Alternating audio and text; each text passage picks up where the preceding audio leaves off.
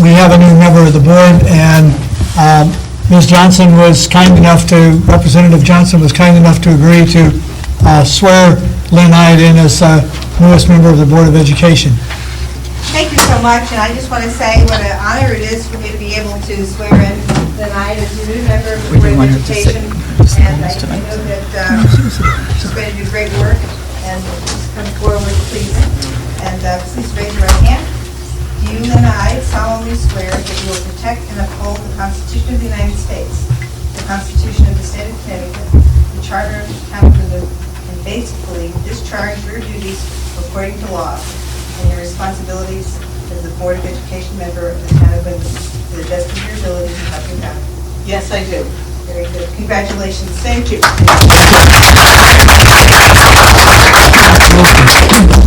Okay, so I'd like to call the meeting to order, and Mr. Collegian, would you please lead the pledge? Certainly. Pledge allegiance To the flag of the United States of America, and to the republic for which it stands, one nation, under God, indivisible, with liberty and justice for all. Before we move on with the agenda, I'd like to ask for a moment of silence for Mr. Ray Hall, who passed away this evening, passed away on Saturday. Victor Ray Hall's wife, Diane, was a member of the Board of Education for many years, and he was a very active person in Windham politics and in the Windham community. So I'll take a moment of silence for Victor.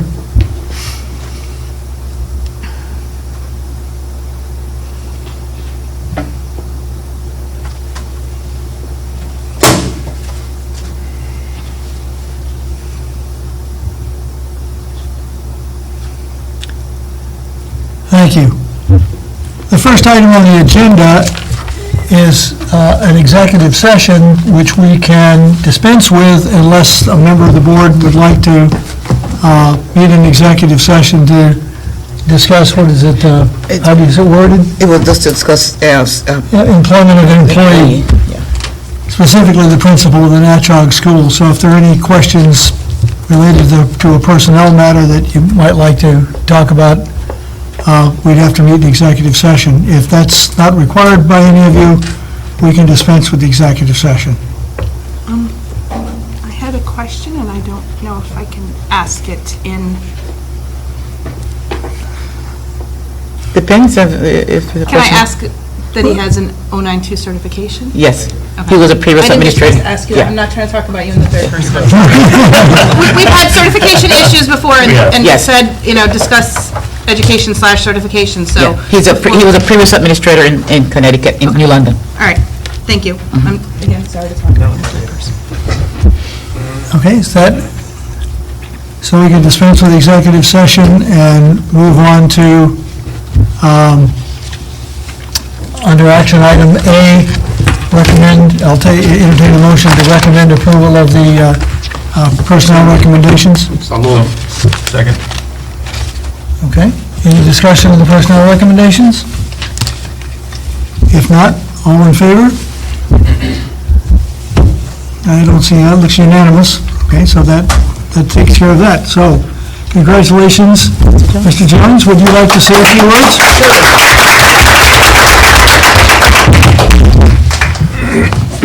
I'd just like to say that thank you very much for the opportunity, and you can count on me to give 150% every day for every student in every classroom, and I hope to see all of you coming to visit the Natchog School. Thank you. Thank you. We're looking forward to having you. Thank you very much. I just want to, if I may, to know, Certainly. Welcome, Mr. Jones, and we're looking forward to working with you. As you can tell, you have a group of committed teachers already that are here tonight, eager to start working with you. Natchog is a very special school, special to this community, and we look forward to working with you. Muy buena suerte. Muchísimas gracias. Estoy emocionado por la oportunidad y para trabajar con todos ustedes. Gracias, muchas gracias. I do want to note that we do have two other administrators. Mr. Conway is on the personnel matter. He will be the new one of the new high school assistant principal. I do want to point out that Mr. Conley was a 20-year veteran of the Connecticut State Trooper, and so he was approved tonight. He's going to be one of the administrators. I don't know if you want Mr. Conley to say something. Sure. Mr. Would Conley? you like to, welcome to Windham Public Schools.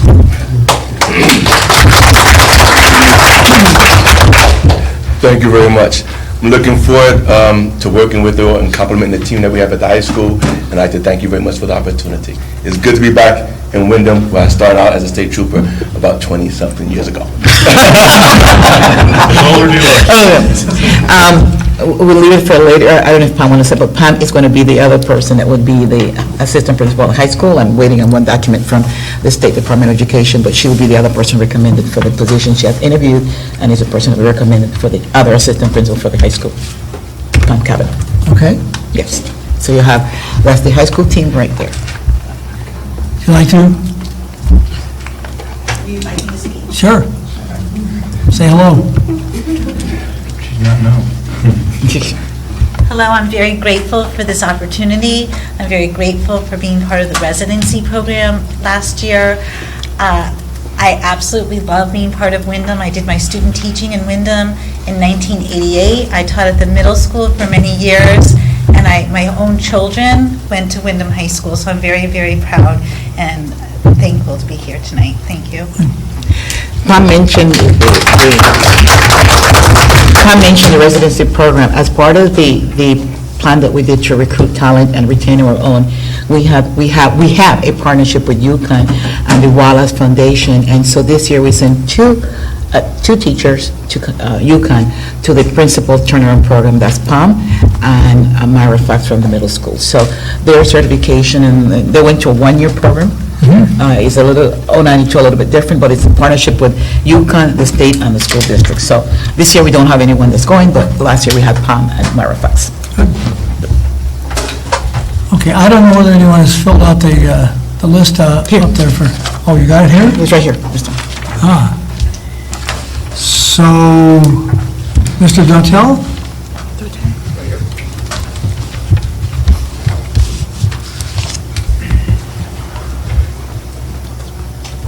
I listened to this at home, and your acoustics here are pretty terrible.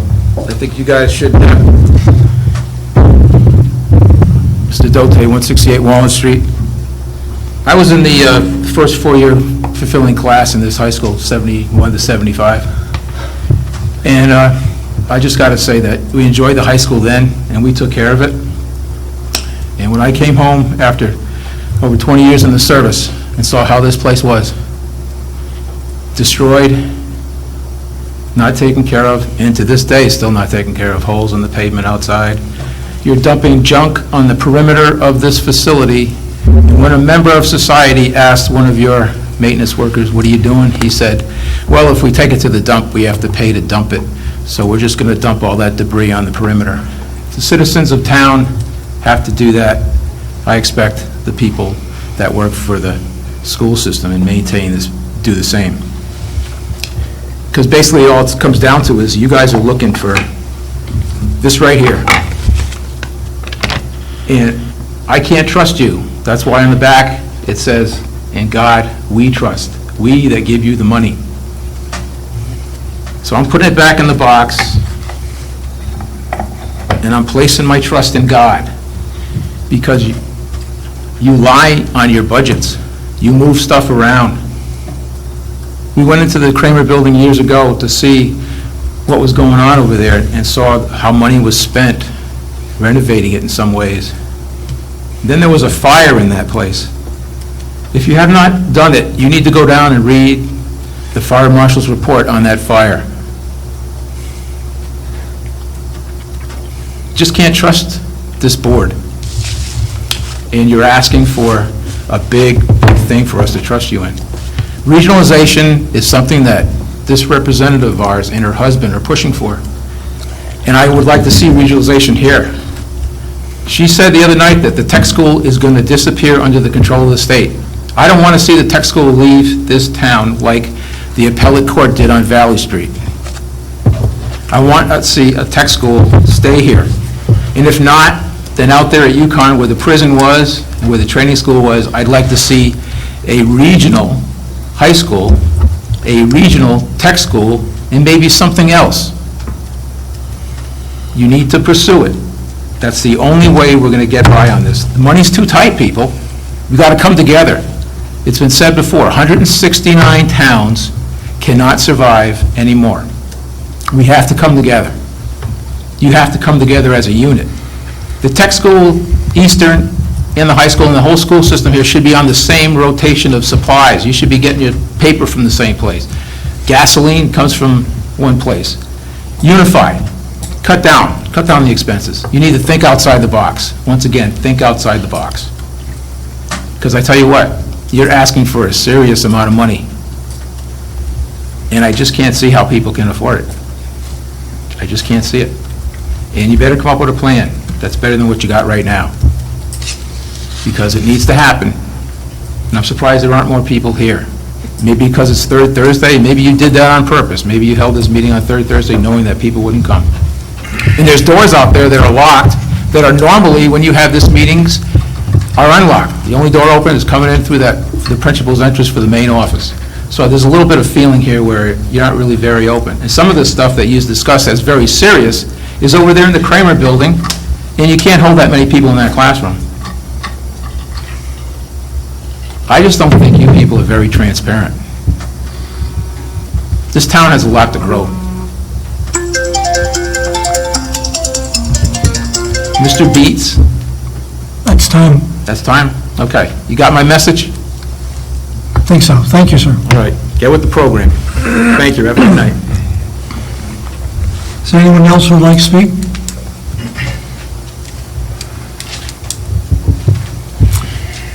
If that's it for public comment, then the next item on the agenda, let me read that to make sure that I get it right. That's the wording that the town attorney said. Yes, I know. So I entertain a motion to recommend that the Windham Board of Education request that the Windham Town Council initiate the funding process for renovations to the existing Windham High School building to house Windham High School along with the Windham Early Childhood Center and central offices in the amount of $112,062,777. So moved. Second. Moved by Mr. Kalajian, seconded by Mrs. Lambert, both members of the Planning and Design Committee, who asked that the board take this proposal up at this time. We don't have a lot of time to address this issue. If we're going to get on the ballot in November and take advantage of the reimbursement rates that the state raised on July 1st, we got our initial application in early enough, but we have to go to referendum in November and lose the opportunity. Any discussion on the motion? Mr. Montalvo? Yeah, I'm kind of a little confused because at the beginning when the plan came out, they were talking about $60 million. Then they were talking about $90 million. And now they're talking about $112 million. The timing that come out to light is increasing the values. But when the plan originally came out, it was a $90 million plan. It was 3 years ago when I was chair of the School Planning and Design Committee. We went to the town council and asked them to consider making this a referendum question on the ballot that year. Yeah. And they said, no, we want you to go back and take a look at it again. After that time, the security measures from the Newtown tragedy came out from the state, the mandates from the state that we then had to follow.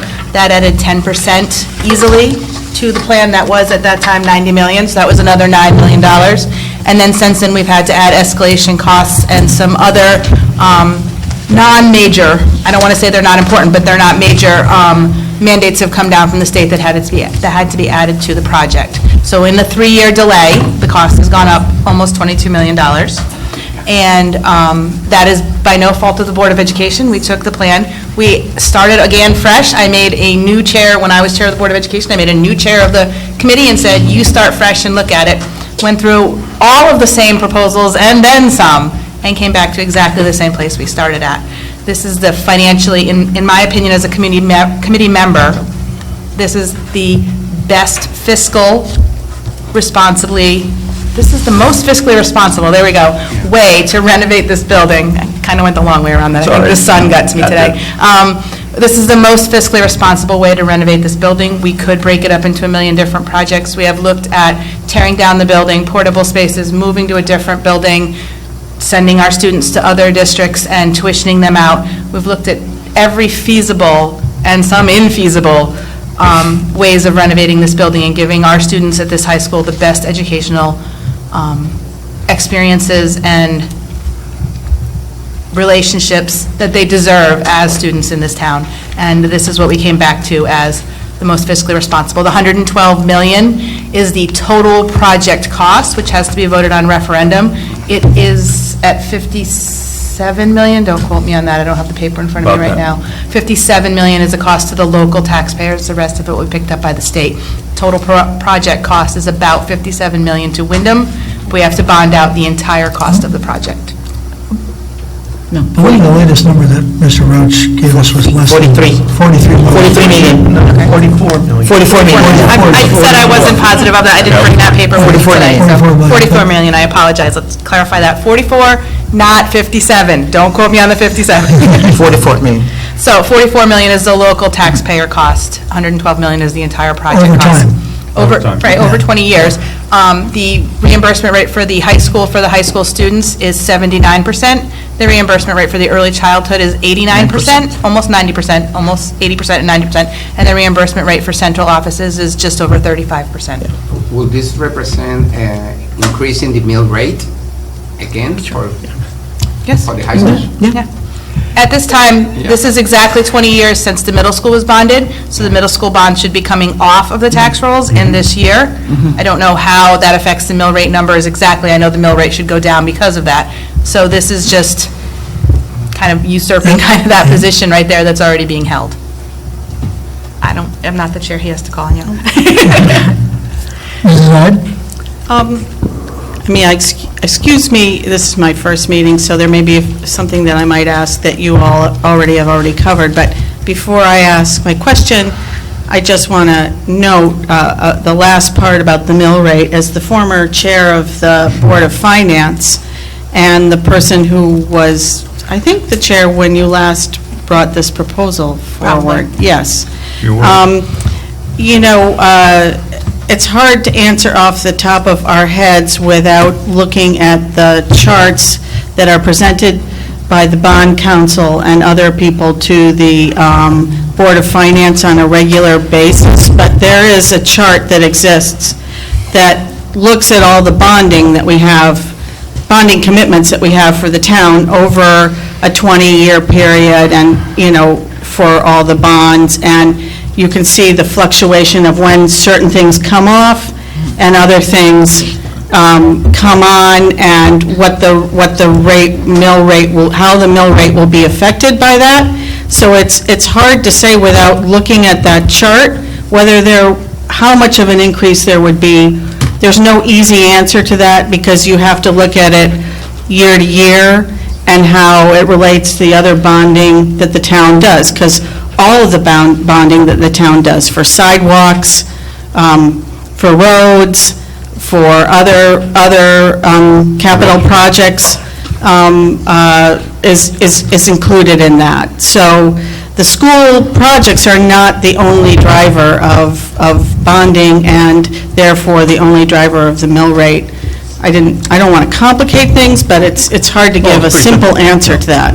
When we sat on the tri-board, you, myself, Yes. and Mark Doyle, we discussed this, and we looked at those trends and how they go up and down. Street paving and stuff like that gets bonded, other town buildings that need to be repaired, other things that capital expenses that we spend money on, they all get bonded, and so that's what makes that fluctuation. It's not just Board of Ed. But the Board of Ed, this is a good chunk. I'm not going to say it's not. It's a huge amount of money. Right. But I do want to say that back to the tri-board that was appointed by the three different boards to look at capital projects for the town, which Tracy and I and Mark Doyle were on, as Tracy just mentioned. One of the big priorities that we considered when we recommended our priority projects to the town as a whole was quality of life.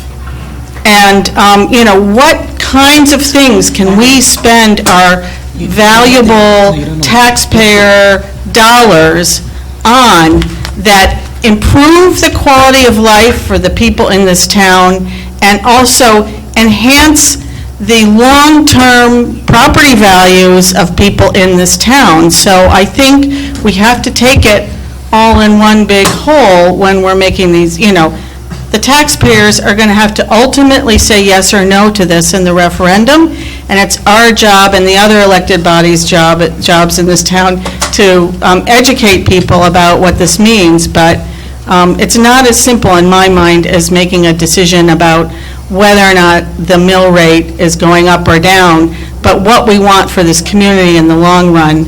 And it's a tough decision for a lot of people, because I know a lot of people have trouble paying their property taxes. But people also complain about not being able to sell their houses, or that their houses haven't increased in value over time. The investment that they've made in their houses isn't bearing fruit the way they thought it would. And that is directly related to the schools in our town. They're intertwined in a way that can't be undone. So I do have a question, though. Go ahead. No, go ahead. Go ahead, John. No, you better go first. This is going to be lengthy when I get on.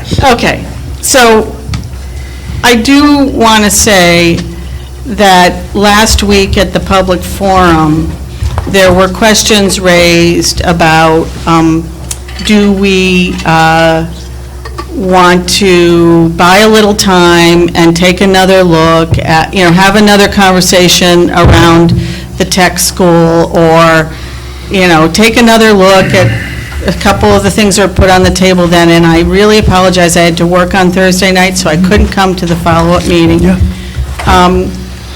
How does the Board of Ed respond to those questions from the public that were raised there? Well, the school planning and design committees has been, of course, inundated with the what-ifs through Tracy's chairmanship and mine. And, of course, the tech school was dangled because it's the oldest school in the system, and if there's one closed, it will be the one closed. That's not a secret. The community certainly doesn't want to see that happen, and there was certainly the suggestions that that's a possibility. The problem with possibilities is they're just that, and unless, when we run in parallel paths with everything we look at, and I think many people in town who have begun to come to the school planning design over the past couple of months are discovering that subcommittees are places to stir the pot. They're places to ask questions, and then on many parallel paths, see if those questions can be answered in a functional way and fit that answer into our plan. And we incorporate some and we reject some. As an example, the tech school, even if everything aligned in terms of money, the state said, here's a pot of money, design it, build a campus, however, right? There are still innumerable administrative and structural problems to bringing a public school and a state school together in some fashion. So time marches, buildings decay. So the process, that possibility is one that we put over here, not aside, not rejected, but it's pie in the sky, if you will. It's one of those things that you really can't attain. It would be nice, and I drool a little bit over it, but it's not something we can really fit functionally into our plan, our master plan for our district. The way we answer many of those questions is that way. We look at it, we examine it, we do our due diligence, and ask as many questions as we can about it. We ask the state, experts, consultants, architects, and if it doesn't fit, if we can't do it, we move on. We simply have to. Thank you. Part of, if I may just answer that, part of the discussion was about the fourth option, the infamous fourth option that has now, been debated back and forth. And someone stated in a social media venue that, well, they came up with the answer the next day because they didn't really want to deal with it. And the problem is it wasn't a problem, but we had already discussed it. I went to Plainfield High School where they did exactly what the fourth option is. They built a school in the back and then moved the sports fields to the front. So we had looked at that. And I brought that forth in the first iteration, and we looked at it again in the second iteration, and what does that mean for our students, and how does that work? So pulling those numbers back out wasn't appropriate the night of the forum to go into all of that all over again, but it was provided to us at the committee meeting the next night, and then it was disseminated to elected officials who had questions about that fourth option. So we try to be as proactive as we can, but poor Mr. Roach could not possibly load into his computer all million options that we had looked at and discarded, and all the reasons that we had discarded them. He came to us the next night and said, you know, the gas pipe goes all around the building, so that's going to be expensive to move. This is the reason for this. This is the reason we discredited that. You're never going to get this, this, and this. And we can minimize our footprint by leaving Kramer, moving everything into one building. Snow removal, electricity, heating, you know, just upkeep and stuff like that is very expensive in an old building like Kramer. And with a renovated building here, it would save us a decent amount of money, I believe. Thank you. Yep. Mr. French? Thank you. Tracy, I'm estimating what's coming off of the bonding this year for the middle school is $240,000. That's about what it is. Right. The entire bond is finished this year, though. But it's $240,000, so that's the impact. It's a much smaller bond to begin with. That's right. And that's the point, I guess. You know, the middle school, which I chaired the first building committee, we did that for $24 million, which was 1,200 students. Barrows was built just 5 years ago, or 7 years ago, say from the start or whatever. That was $42 million. This is $112 million. Has people kind of lost their mind here a little bit? This is an outrageous amount of money. You know, when I used to chair the Board of Finance, and Lynn, you probably say the same thing, we would deal with a $60 million budget, but I had people that could only understand, why are you buying new tires for the fire department or the police department? Because they could relate to $500 or $1,000. Nobody can relate to this $112 million. It's an insane amount of money. And I look at the growth of the grand list has been flat for a number of years. We're not seeing anything on the growth of the grand list. And, you know, the playbook that came out in the middle school when I was going around with Dr. Proctor, when we, you know, bought the land and got that going, we always said it was going to bring up property values. Then Barrows came along. It's going to bring up property values. It's a bad argument, because it hasn't brought up property values. And it's not only due to Windham, it's to the state. I didn't say it was going to bring them up. Okay, but I'm just saying that there's a real issue there, but that was the fighting call, whether it was the middle school, whatever, it's going to bring property values up. It's a good thing for the community. Totally believed in the middle school. And there was a promise back then, I don't know how many of you, a lot of you members have gone back to that day, when the Board of Education promised never to go back into Kramer, and 2 years later, they went back into Kramer. So that, I guess it kind of follows up with Bernie a little bit on not being quite honest. But $112 million. Now, Windham High School wasn't supposed to be renovated for 10 to 12 years down the road, if you remember the plan. That got leapfrogged, because we were sold a bill of goods that if we didn't do something with the high school, we were going to lose accreditation. And I kind of bit at that, and I'm sorry I did, because there's a lot of schools in Hartford and New Britain and Bridgeport that are much worse, and they still have the accreditation. But we bought that, and now we're running with $112 million. Again, I don't understand why nobody's talking about the mill rate, what effect it will be, basic from what this school is going to produce. Now, you kind of shocked me because you threw your numbers off at me when you said 56 million, because I was basic, 44 was the numbers. Well, when you bond a 20-year project on $44 million, that's $2.2 million per year in principal we will be paying. I'm going to base it on a 1% interest rate, because the towns get a better deal than you do on the open market, so I'm going to base it only on 1%. So that's $440,000 in the first year. That equates to almost $3.5 mils. Now, the first year that this gets implemented, fully implemented, you know that we as the Board of Education need at least 1 mil, minimum 1 mil. to pay for salary increases. So now you're talking somewhere around 4.5, maybe a 5 mil increase in its first year. We need to be honest with people about where this is going to impact. In Willimac, that's over a 10% increase. Out in the Windhams, it's almost a 15% increase. Of course, there's adjustments. If something comes off the grand list growth, all of a sudden, the state of Connecticut comes up with a miracle solution to a budget, which I find very hard to believe. And things get good, but that's not the way this is going to be. And yet, the state of Connecticut has been downgraded by 4 financial firms just in the last 2 months. We are one step from junk bonds that the city of Hartford is now at because they hired a bankruptcy attorney. The thing I see here is the high school project's being pushed in. What's the greatest reimbursement that we can get to make it make sense? And I understand where you're coming from, the best reimbursement.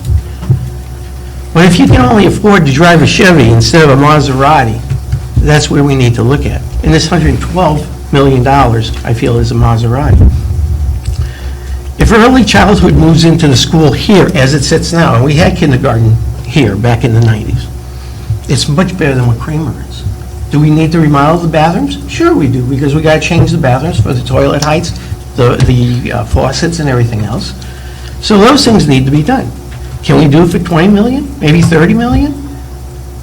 Then that makes sense. But we don't have here, other than Mr. Roach coming out and saying, this is the square foot price, this is how much it's going to cost. We have no idea.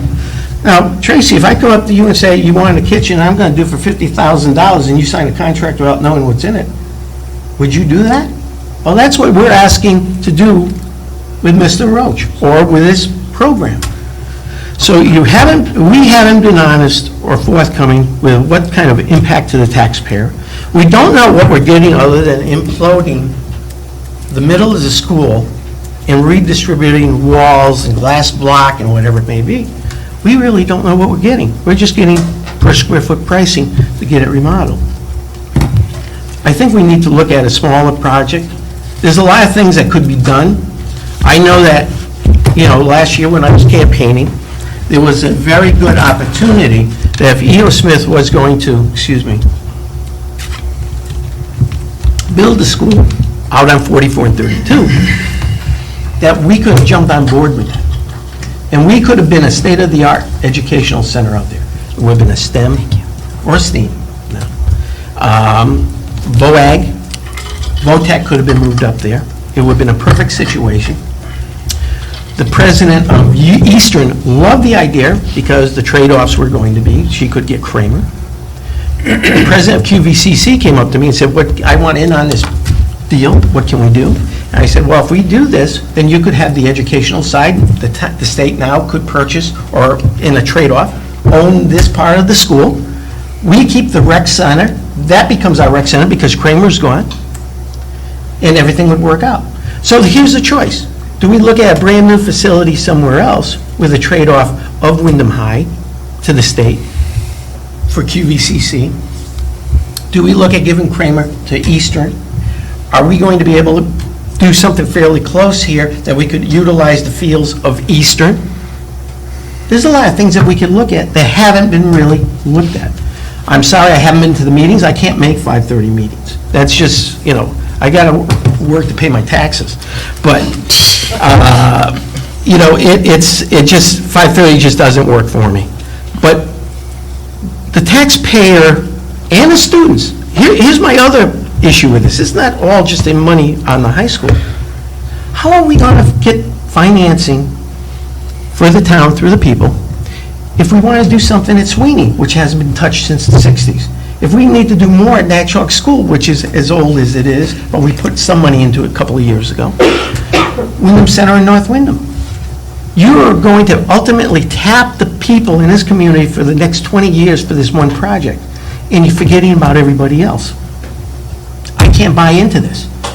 And I'm not going to race to November. And that's the other thing. It's an injustice to race to November. On $112 million, when we did the project in the middle school, we took at least a year I did the dog and pony show with Dr. Proctor, we went to school, and right now, you're not going to have the opportunity until September.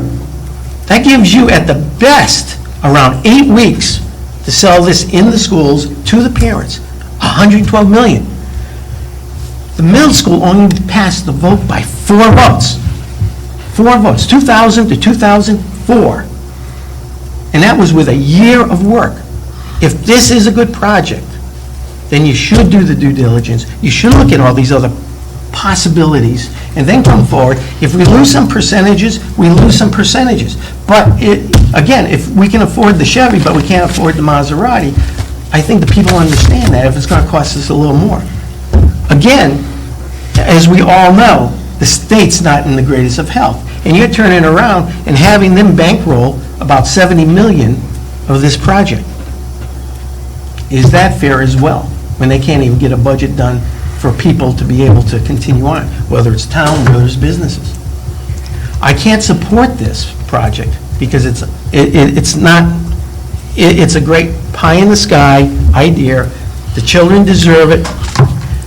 I don't know, I did all right through the 4 years I came through this school, and I know I'm an antique, but things can be remodeled, because that's what I do for a living. That I can turn junk back into good stuff, but it doesn't have to cost you the kind of money that we're looking at today. And just like the people that were presenting, I'm their worst nightmare. They hate plumbers, electricians, or somebody like me, because we make them accountable. Most people have no idea how to do electrical or plumbing, and that's why they can get away with what they do. And they don't want somebody like me on the board. But I make sure they hear me. And I'm saying that tonight. So I thank you for listening to me. I know I've been long-winded, but this is a huge commitment for the town, its taxpayers, and I hate to see the children of Windham hurt, because we want this great high school when we have more work to do at the elementary level as well. And also, the most important thing for us to do, I fully believe, is that we have good teachers. We need to retain these teachers. We don't need a revolving door. Block and mortar does not teach the children of Willimantic and Windham. It's the teachers. And that's where we're going to grow. That's where the need is. Because what do you always hear? We can't compete with anybody else. And I disagree. I think we can. We have to get structured in a way that we can do this. But this is a tapping the resource that's going to lock our hands on the other end. You look at this for the next 5 to 10 years down the road, and this locks us into something that we're not going to be able to do something else with. It's like getting that car payment, and you have to wait till the car's paid off before you can do something more. I don't think it's fair to the district. Thank you.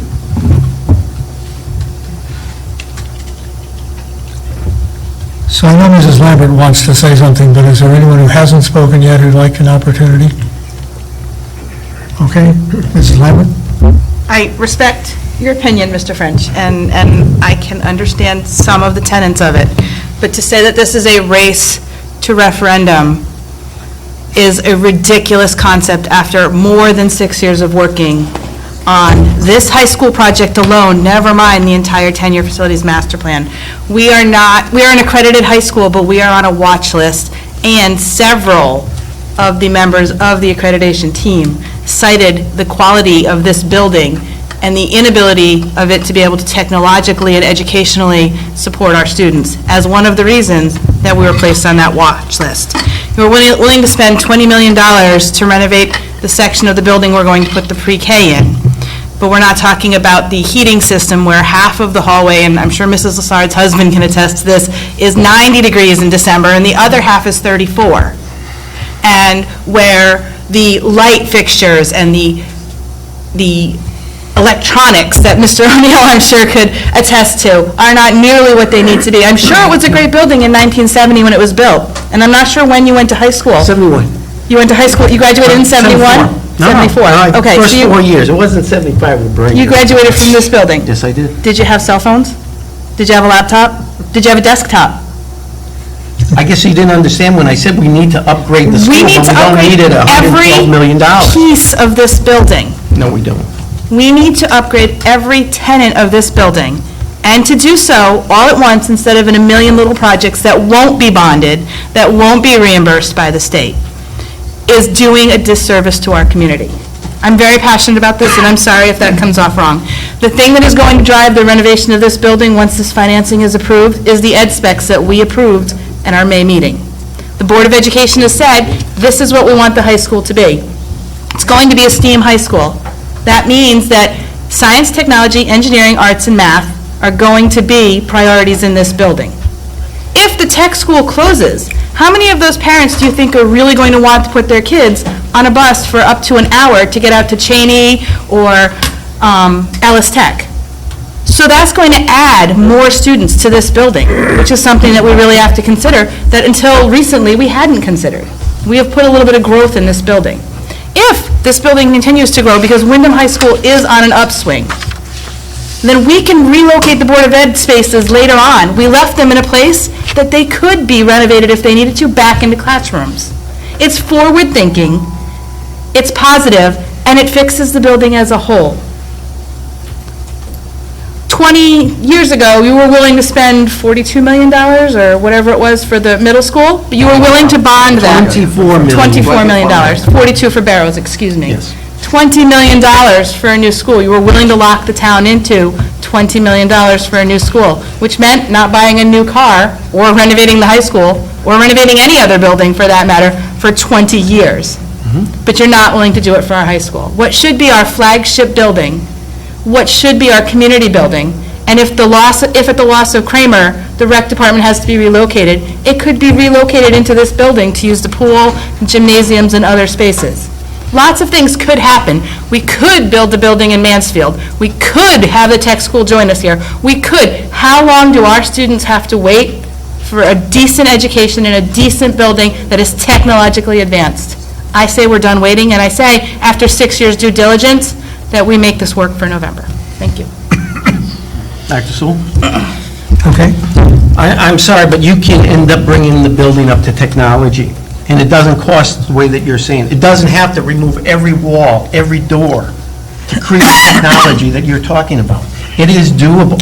That's the kind of stuff I do for a living, day in and day out.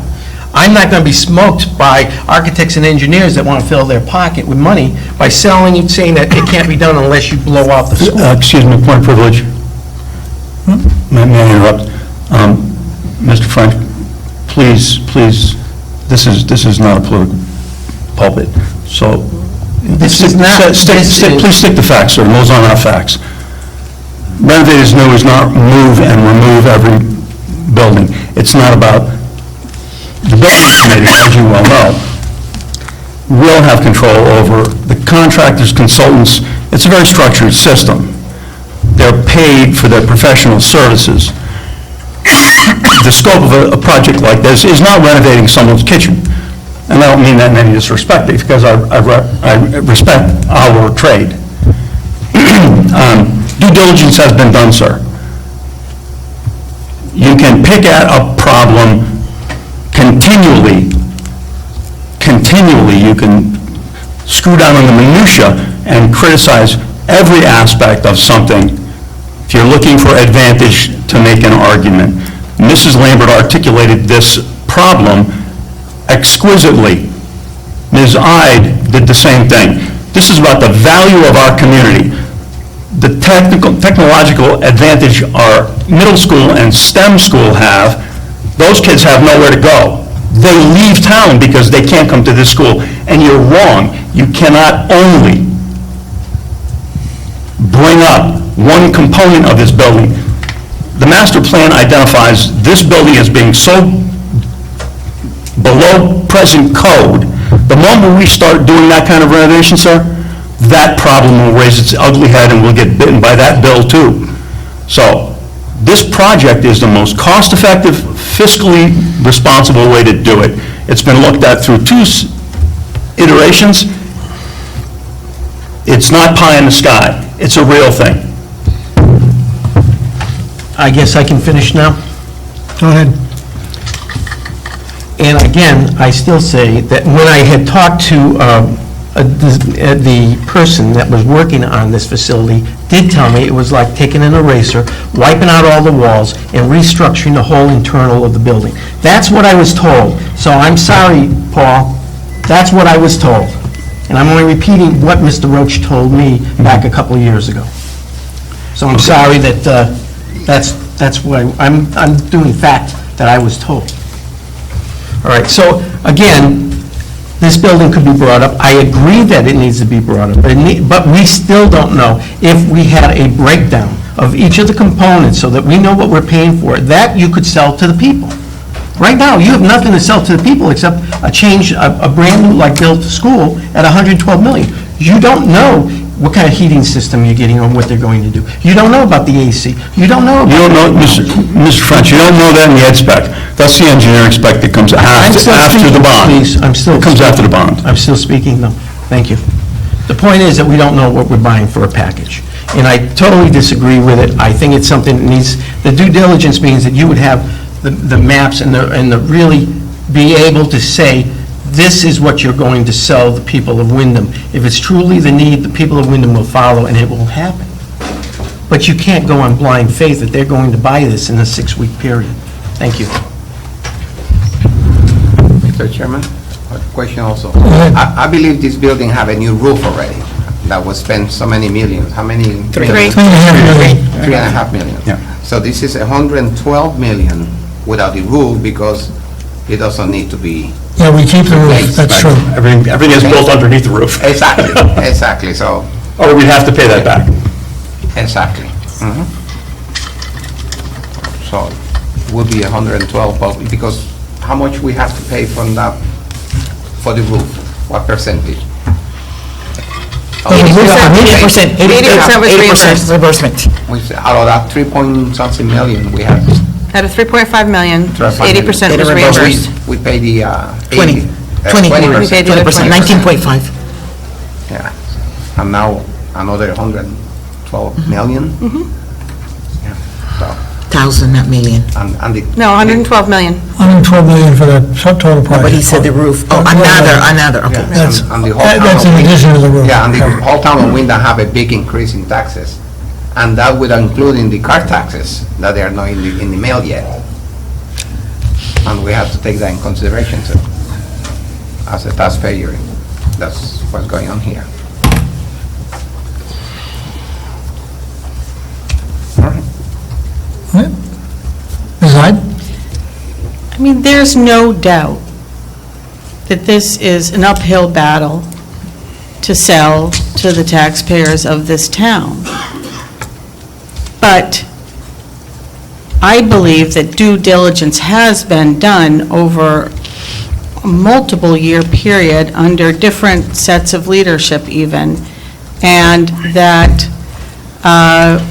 if we decide to move forward with this as a Board of Ed, we have to get moving in a way to get out into the community and talk about this, and that there need to be clear, concise facts in writing that need to be presented to people in multiple languages, and that we need to make sure that we do our job reaching out and educating people as much as possible. And John, you may be right. Maybe in the end, people won't approve it, and then we have to go back to the drawing board.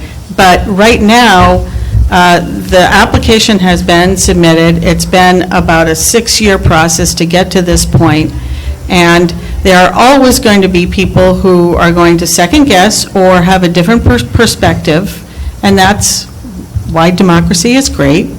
And we're just going to have to work hard to make the case as a board to the community and see what they ultimately decide. And I do want to say to your previous, the concept that you had raised about going up to the site where, in Mansfield Depot, where they were talking, well, that fell off the table. That wasn't an option. The people of Mansfield didn't want to pursue it, and so it isn't an option for us right now. I'm not blind to how difficult this is going to be and how many detractors that are going to be speaking out publicly about this, and how many people there are going to be who are second-guessing a decision that gets made by this board. But that's life, and we'll just have to do what we can to try to prevail. Mr. Chair. Mr. Flaherty. To address the issue of community engagement, over the past couple of months, as Mrs. Lambert could attest, school planning and design, which traditionally I had every board meeting, I'm pounding that drum, come. The past couple of months, there have been multiple conversations going on at school planning and design, and the room has been full. Parents and teachers are becoming engaged. They're talking about it. They've been talking about it on social media. So the word is getting out. They've been asking very hard questions. They've been very cynical. They've asked very pointed questions. We've tried to satisfy due diligence and answer their questions from the experiences that we've gained over the past 6 years. And folks are, I think, recognizing the value of having a flagship high school that can be used as a community center for education 12 months of the year. There are other things we're talking about also, but the high school's been a primary component of that. So the word is beginning to get out in a very functional, structured way. They're asking questions, we're answering them. They're asking more questions, we're answering them. Can I say something about Windham Tech? Can I say something about Windham Tech? You want to say something? Sure, go ahead. Just as a point of clarification, or maybe those information, Windham Tech has been mentioned, and also the partnership with E.O. Smith. We met with state official regarding Windham Tech twice in Hartford, and we were willing to partner with them. We were willing to work with them. It was Windham Tech and the state who was not willing to partner with us. So we met, I believe, Dr. Murphy, did you attend one or two to the meeting? One, but we met with state official in Hartford regarding Windham Tech twice. Leadership in Windham Tech has changed. I mean, the tech school has changed, but we did meet with them. We also met with E.O. Smith at one time. That deal has followed through, as you said, but they were also not interested. But actually, Mr. French, you were part of it. I mean, you did not attend the meeting, but you know that we met with E.O. Smith. So those meetings did take place, and those conversations did take place. Unfortunately, there was no interest on the other side, on the other parts. And I think I said on social media, and I'll say again, the meetings have been at various times over the past 6 years, from late in the evening, in the middle of the day a few times when we had to meet with certain consultants. 5:30 is the summertime schedule, and it was the spring schedule because it was convenient for staff, including early childhood teachers, Dr. Garcia, who wanted to attend. But if a request has been made, and because of my weird work schedule, I have said a couple times, can we not meet till 6:30? I have told people, tell us that you're coming to a meeting and you're going to be at this meeting and you can't make it till 7, and I'm sure Mr. Kalajian would be amenable to having a meeting a little bit later so people can hear what we're talking about and see what we're doing. And over the past 6 years with various meeting times, our loudest critics have never been to one of our committee meetings. And that is doing a disservice to the community and to the plans of this Board of Ed. We are elected, I'm up for election in November, I've said it repeatedly, we are elected to do what's best for the schools. This is what we are putting forward as a committee, and I'm hopeful that as a Board of Education, as what we believe is best for this building, that's what we're elected to do. Vote on it in referendum, don't vote on it in referendum, vote it up or down. This is what we're elected to do, and I think that we've done our due diligence and we've put forth what we believe as a committee is the best plan. So I have a few notes here. Just listening to the conversation and participating in the planning design meetings. First, I'd like to note that one of the reasons that this is expensive is that we're not just doing a high school. We have a notice from the town. One can argue about how firm the date is, but the town wants us to leave Kramer, which is okay with us because we want to leave Kramer. When we started this process, that was one of our objectives, is get out of Kramer. So there are 3 projects here. There's the high school, there's the early learning center, and there's what to do about the Board of Ed offices. The early learning center and the Board of Ed offices are in the Kramer building, so they have to go somewhere, and that's going to cost something someplace to do it. tonight is not the first night I've heard the expression that we haven't thought outside the box, but it occurs to me that when the idea was conceived of this building is much larger than it needs to be for the present high school population, and how do we deal with that, that the solution that we came up with was somewhat out of the box. I mean, it's not unheard of. There are other schools, even in Connecticut, that have early childhood learning and high school on the same physical campus. But this was something that we put together as a way of filling the building and doing what we needed to do for the district. So it's not really fair to say we haven't thought outside the box. We have thought outside the box. We've thought outside the box in a number of other ways, and this turns out to be the best plan we've been able to conceive of, or that anybody's been able to suggest. What's it going to do to the mill rate? I agree with Ms. Ide that we can't say it's going to be 2 mills or 3 mills or 2.5 mills or whatever, but I can say that every few years, we bond a few $1 million for streets and sidewalks. Over a period of 20 years, which is about the length of a bond for school building, the amount of money that we spend in property taxes for streets and sidewalks is roughly the amount of money that we're talking about spending on this high school, because we're going to take the $43 million and spread it out over 20 years. So it's roughly the same amount of money per year as we're spending. Now, I'm not against streets and sidewalks, but it's a little silly to have nice streets and sidewalks surrounded by decaying buildings. I mean, we have to figure out a way to do both. So we can't say we'll pay the taxes for the streets and sidewalks and not for the buildings, or even vice versa. I'm sorry, but it's our obligation as citizens to pay taxes, and the amount of tax that this project is going to cost is over a 20-year period on a per-year building is comparable to other things that we do without giving it nearly as much aggravation. I mean, people don't go to town council meetings and yell and scream about the latest bond issue for streets and sidewalks because it's only a couple of $1 million, right? Could we do something smaller than the $112 million project? The answer to that is yes, we can. The problem with it is because of the reimbursement schedule and the way the state chooses to pay for things or not pay for things, the cost to local taxpayers is higher. So if we just did the high school, right, the number comes out to, what was it, 70-some million dollars? I mean, it's, considering that it's a bigger building than, a bigger size, the high school's bigger than Burroughs was, and it's a number of years later with the inflation and whatnot, if you make all the adjustments for the time and everything else, it's comparable to Barrows, except that the state paid for 95% of Barrows. They're not going to pay for that. Well, they'll pay for the 70 to 80% for the high school, but they won't pay for all the other things we have to do to make that happen, like tearing this building down, or doing something with the Early Childhood Center and the Board of Education offices. When you add all that together, all right, it comes out to be more than $44 million. That's where you got the $50-some million number. The option of downsizing this building. That's right, okay. And I heard it. then adding that came out to like $57 million. And then there's the one about, well, let's build a brand-new building, over where the playing fields are and connect them to the gym, and let's put an airway across the high-pressure gas line, and put whatever we're going to do. And it turns out that, yeah, you can do that.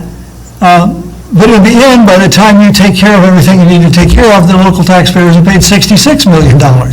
So, the conclusion that I've come up with is because of the longer you wait, the more expensive it gets, and the reimbursement rate that the state is willing to pay is going down. If we don't do this project this year, it's going to cost us more. So if we wait, it's going to cost more. If we try to do some other project or some smaller series of projects, it's going to cost local taxpayers more.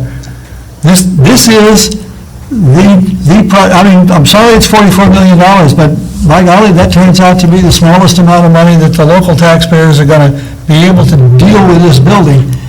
And, well, of course, the other option is to just let it slide a few more years, right? But eventually, this building is already obsolete. It's going to get more obsolete. And we're going to have to do something about it someday, and someday it's going to be a lot more expensive than that. We've already taken a $93 million project and turned it into a $112 million project by waiting 6 years to look at everything. We didn't wait. We were told to go back and Yeah, look at it again. I'm talking as a We town, I was a board of ed. Yes, you're quite right. We proposed it, we were told, there's got to be again. better. Well, at the time, we really hadn't dug as deeply as we have in the last several years into every other thing that anybody could come up with, okay? It bothers me that students that go to Barrows have a better science lab in the 8th grade than students that come to Windham High School. I mean, that's just not a formula for succeeding as a school district. So if you want to raise property values, you don't do it with one building. You don't do it with a new middle school, you don't do it with Barrows Academy, you don't even do it with a new high. It's the entire system, right? At some point, Mr. French is right, at some point, we got to do the whole 10-year plan. Sweeney hasn't been renovated since 1964. Windham Center hasn't been renovated since 1968. And by the time we renovate those two buildings, North Windham hasn't been renovated since 1986. The problem really is that from 1960 to 1990, this town did a major renovation on average every 6 years. But from 1991, we have not done that. So we have backlogged, and it's going to get to be time to pay the piper. We're going to have to start we're actually going to have to start renovating Sweeney while they're still doing the renovation on this building. We're going to have to start talking about Sweeney. That's probably the next one we want to do. But that's planning and design. We may find a different option, I'm not sure. What about the tech school? Let's go forward with this in November, pass the referendum, hire an architect to design a new building, and then all of a sudden the state turns around and says, you know what? The state would save $40 or $50 million if they put the tech school and Windham High School on this campus, and that's true. The state could do both for a bunch less money than they're about to spend doing for us this building and doing for the tech school another building. I don't understand why they can't deal with that, but maybe they wake up and say, well, if we haven't got the bulldozers out here yet and started, or whatever it takes to renovate a building's new, we can still say, guess what? We'll take that deal. It's going to be a couple of years before this building actually gets into renovation. You don't pass a bond in November and have a bunch of people tearing up the walls in January. It's just not going to happen. We have time to do that if the state wants to do that, but we don't have time to wait forever for the state to make up their mind to do something like that. We just have to go.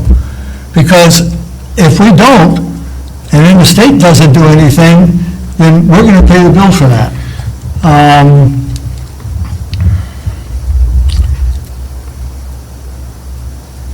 So my bottom line is, if we wait, it's going to cost more. If we try to do anything else, it's going to cost more. We got to do this November. There's been a common theme that I was kind of heartened by, that I've been hearing in SP&D by parents from all schools. And that is that once they began to feel and understand in a real way what the subcommittee does in process, they started being energized and having some faith in the things we have done and the things we are doing, the way we think and plan, and the complexities of that. I have faith in this town, and the past 2 months, I really feel like it's a reflection of the tone that I'm hearing in the parents who are coming to SP&D. And that is, they like the idea that the Board of Ed, philosophically reflected in the way the SP&D works, has faith in wanting to have a path all the way through high school for all of their children to stay in Windham. All of them who are in the room, all of the parents want their children to stay in Windham. They don't want to send their children to another school. They want the labs and the building to be welcoming for the kids leaving the STEM school and leaving the middle school and leaving compañeros to come to this building. They want to be proud in the facility. You cannot have, this is not pie in the sky, this is a metric that is known. As Dr. Sewell said, it is the entire package. It's all of our buildings. That's what generates the community faith in the surrounding communities, in the real estate business. The first question people who want to come to a town ask, it doesn't matter if they're a small business or if they're somebody moving into this area from another part of the country, is what are the schools like? What are the buildings like? What are the programs like? Real estate agents are the first people they talk to. If their reaction is, oh, they had nice magnet school, but their high school is kind of crap and people leave town. We talk about wanting to stop that revolving door, that bleed of high school students, of 8th graders, that they have one summer left here, and then they go off to some other school because they don't come to Windham High. That perception must stop. And it's a perception of bricks and mortar and programming. We're developing the programming. We need a facility to put those programs in. And this building can't be purchased today for any amount of money. You can't have a new building in Connecticut with an auditorium like we've got, or 2 gyms, or a pool like we have. That's also part of the cogen. Any kind of a pool. So we have we're in an enviable position as a small, rural, Somewhat rural. community. Urban. Urban/rural community. In this building, as a community center for education, the renovated as new will reinvigorate the infrastructure. So air conditioning, up-to-date technology, digital lighting, all of that. No drop ceilings, I hope. No tile floors, I hope. That's for engineering. But I'm very excited about the reaction of the parents to this project's potential for them. And many of them have said, my kids are going to be out of high school by the time it's done. But I have other kids. But my neighbors have kids. And I live here, and I like this. Thank you. I keep hearing that. And when they started 2 months ago, they walked in the door with the knife sharpened. They were to lynch us. And they were really not happy because the thing they brought to us and drove was their concern about the middle school and compañeros. But then they started seeing the multiple paths we have to go down and the complexities of the work. And their tones have changed, and they're still asking questions and they're still poking at me, but the conversation has changed, and that I really enjoy. And I really like it. It's a reflection of the way we're communicating a little bit better, the message is getting out. So, there's no free lunch. If we want our community to be better, we have to do those things. We have to spend that money. We have to have faith that our new town manager can look forward and bring business and bring community development to us, increase our tax base, increase the value of the community's attractiveness to business. All those things take vision and take risk.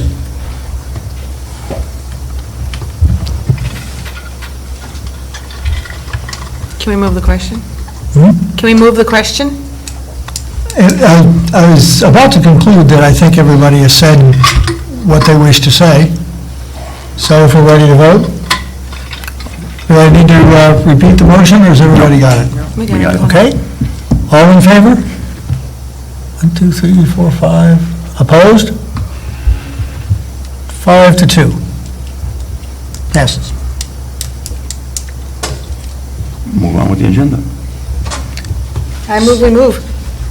I believe, that concludes our agenda for this evening. Always in So, order. yep. it's a special meeting, so we can't add anything to the agenda, so we're done. So thank you very much. Thank you very much. And this will go to the town council next. Yeah, we'll send it tomorrow morning.